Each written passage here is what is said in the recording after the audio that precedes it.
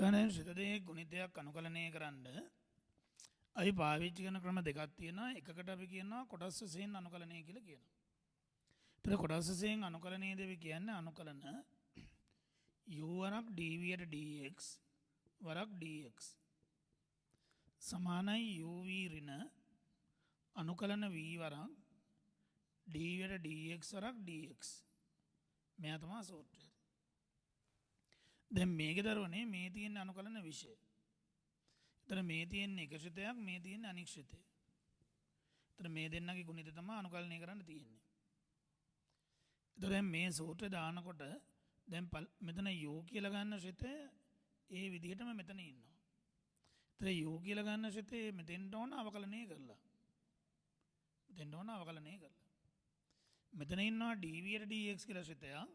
ඒතර මෙතෙන්ට ඕන v. ඒතර මෙතෙන්ටත් ඕන v. එතකොට dvයට dx වලින් v කියන ශ්‍රිතය ගන්නේ අනුකලනය කරලා හරි. එහෙනම් අපි කොටස් වශයෙන් අනුකලනය කරන සූත්‍රය පාවිච්චි කරනකොට මුලින්ම අඳුර ගන්න ඕන ගුණිත විදියට ඉන්න ශ්‍රිත දෙක කවුද කියලා. ඒ ශ්‍රිත දෙකෙන් අපි තෝරගන්න ඕන එක ශ්‍රිතයක් u විදියට එයා ගාන හදනකොට එහෙම්මමත් ඕන අවකලනය කරලත් ඕන. dvයට dx විදියට තෝරගත්ත කෙනා අනුකලනය කරලා v හොයා ගන්න ඕන. මොකද සූත්‍ර තැන් දෙකේම v කියන එක ඉන්නේ. සූත්‍ර තැන් දෙකේම ඉන්නේ v. දැන් මේක ගානකදී අපි තෝරන්නේ කොහොමද? ගානකදී මේක තෝරනකොට ඕකට ඔය වචනයක් දීලා වචනයක අකුරු ටිකක් එහෙම තියෙනවා.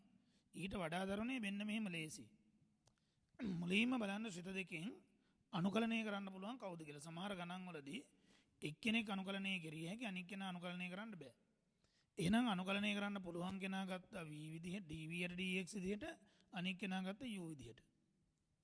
ඒතර එක්කෙනෙක් අනුකලනය කරන්න පුළුවන්. තව සමහර ගණන් තියෙනවා දෙන්නම අනුකලනය කරන්න පුළුවන්. ශ්‍රිත දෙකම අනුකලනය කරන්න පුළුවන්. එතකොට අපි බලනවා අවකලනය සරල කාගේද කියලා. අවකලනය සරල කෙනා ගන්න u විදියට අනික් කෙනා ගත්ත dvයට dx විදියට සූත්‍රයට දැම්මා. තව සමහර ගණන් වල තියෙනවා දෙන්නම අනුකලනය කරිය හැකි අවකලනය දෙන්නගෙම එක වගේ සරල විල්ලක් විශේෂයෙන් නැහැ. එතන අපට ඕන ක්‍රමයකට අපි තෝරගන්නවා. අපට ඕන විදිහකට තෝරගන්නවා. ඒතර සූත්‍ර කීපාරක් දාපුවම උත්තරේ එනවා. ඔච්චරයි ගානක් තෝරගන්න විදියට.